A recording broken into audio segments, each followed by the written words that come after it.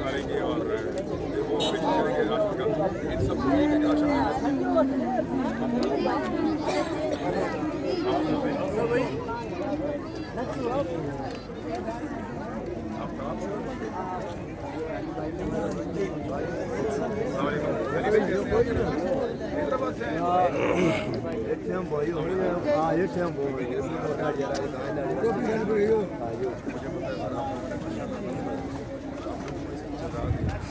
इन लोगों को आजमाइश है